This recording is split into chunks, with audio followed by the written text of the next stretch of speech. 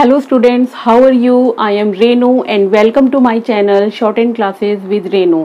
Students, last class में हमने third place vowel किए थे और आज हम करेंगे एक्सरसाइज 10th। बट उससे पहले मैं आपको थोड़ी सी शॉर्ट फॉर्म्स बताऊंगी, उसके बाद हम एक्सरसाइज को स्टार्ट करेंगे। शॉर्ट फॉर्म्स आपको हर लेसन में मिलेगी। ओके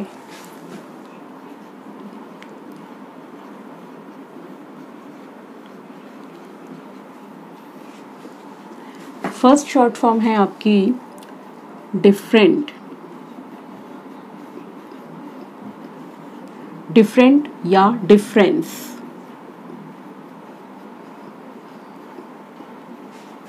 दोनों के लिए हम यूज करेंगे डी का स्ट्रोक थ्रू द लाइन। इसे हमने डिफरेंट और डिफरेंस दोनों पढ़ना है। नेक्स्ट है विश। विश के लिए हम श का स्ट्रोक बनाएंगे through the line. Next is put. Put के लिए पी का स्ट्रोक। टू बी के लिए हम बी का स्ट्रोक यूज करेंगे डार्क। पुट के लिए लाइट पी का एंड टू बी के लिए बी वाला स्ट्रोक हैवी। दोनों को थ्रू द लाइन बनाना है हमने। इसके बाद है ओ। इसके लिए हम बनाएंगे जिस तरह से हम ऑन बनाते हैं वैसे ही बनाना है, बट ऑन हमारा लाइट बनता है और ये ओ बनेगा डार्क। Ought, OUGHT, ought. इसके लिए हम बनाएंगे इस तरह से डार्क। लाइट और डार्क का आपको ध्यान रखना है, क्योंकि लाइट और डार्क का डिफरेंस नहीं करेंगे तो हम शॉर्ट फॉर्म को ठीक से नहीं पढ़ पाएंगे। इसके बाद है कैन। कैन के लिए हम बनाएंगे के का stroke above the line.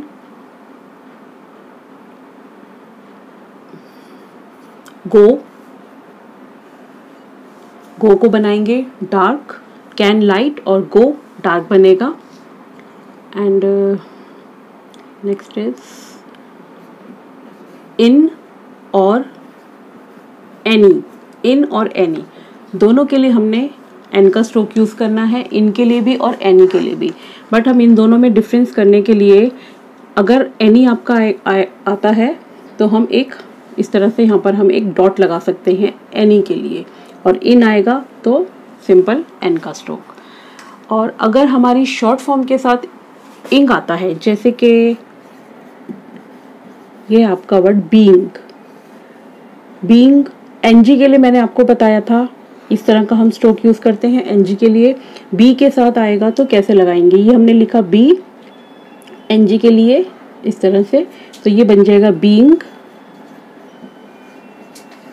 Doing, ये हमारा डू होता है, एनजी का स्ट्रोक लग जाएगा तो ये बन जाएगा डूइंग।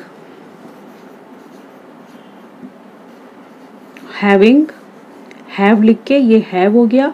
अब एनजी के लिए इंग का स्ट्रोक लग जाएगा तो हैविंग हो गया। और फिर गोइंग में ये हमारा गो हो गया और ये एनजी गोइंग। गो हमारी शॉर्ट फॉर्म है, एनजी लग जाएगा तो गोइंग। तो ये सारी हमारी है शॉर्ट फॉर्म्स। और अब हम एक्सरसाइज 10 स्टार्ट करेंगे, जिसमें कि हम इन सभी शॉर्ट फॉर्म्स का यूज करेंगे। फर्स्ट सेंटेंस है The bill ought to be paid if we owe them for the wood. Start करते हैं हम। The bill ought, ये ought शॉर्ट फॉर्म है, और to be, ought और to be, ये to be को हम इस तरह से लिखेंगे, लेकिन हम इन दोनों को साथ में भी लिख सकते हैं कंबाइन करके, जैसे ought to be। दोनों तरह से इसको हम लिख सकते हैं। तो अभी मैंने इसमें ज्वाइन कर दिया इसे, to be paid if we, if के साथ वी को ज्वाइन कर दिया, owe them for the would.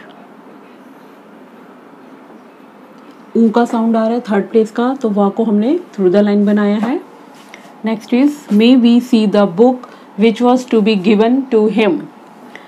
अब हम कैसे लिखेंगे, मे फिर वी साथ में, may we see the book which was to be short form given to him.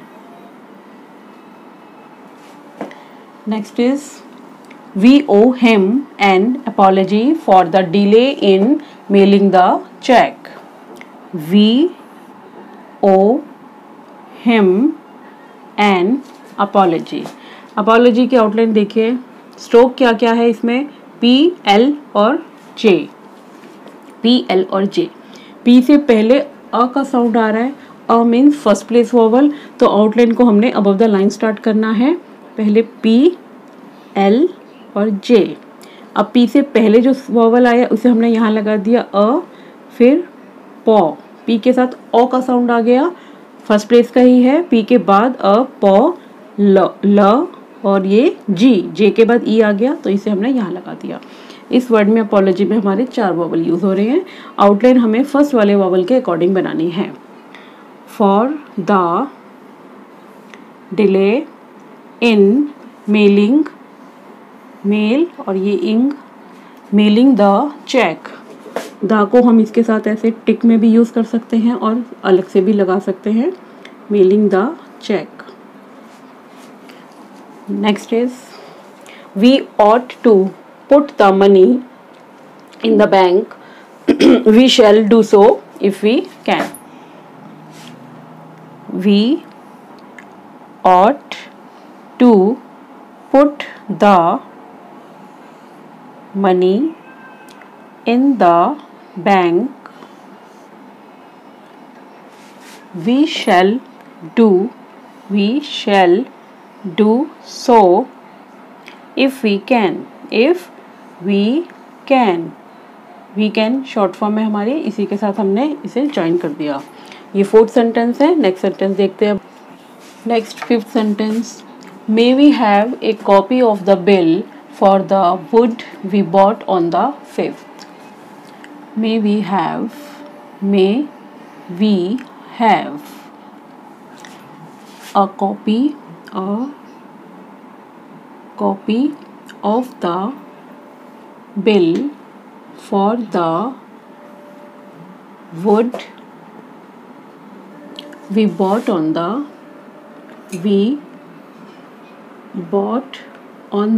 5th. 5th में F के साथ थर्ड प्लेस वॉवल आ रहा है, तो F को हम थ्रू द लाइन बनाएंगे. F और था.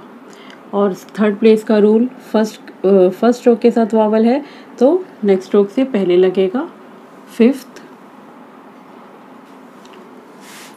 Next is the name of the book Jessie bot was making a living. The name of the book Jessie bot was making a living. ये live हो गया और ये ing लग गया, तो living. Next is we shall go to the dock on Monday to take a look at the big ship. We shall go to the dock on Monday to take a look at the big ship.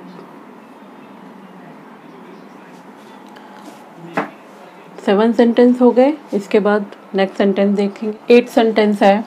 If we can get each of them to give we shall have enough money to feed the family for a month. If we can, तीनों को हमने साथ लिखा है. Get each of them to give. We shall have enough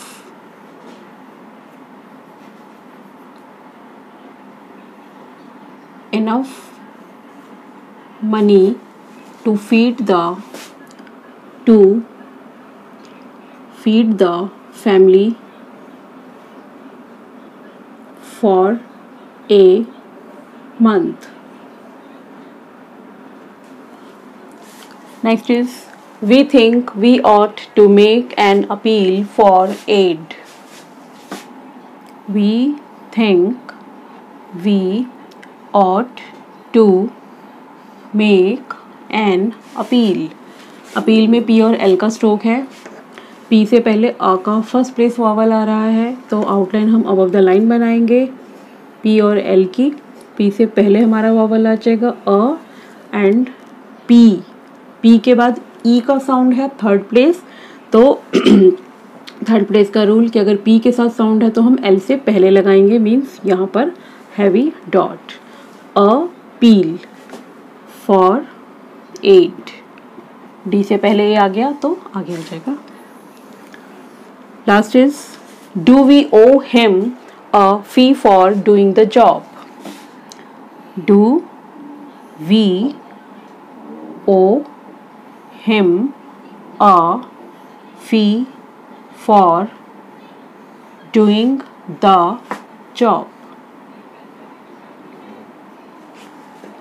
तो ये थे हमारे 10th सेंटेंस एक्सरसाइज 10th के, और नेक्स्ट क्लास में हम एक्सरसाइज 11 करेंगे. आई होप आपको मेरा ये वीडियो अच्छा लगा होगा. इसे लाइक कीजिए, शेयर कीजिए और सब्सक्राइब कीजिए ताकि मेरा आने वाला हर वीडियो आप तक जल्द से जल्द पहुंच सके. Thank you.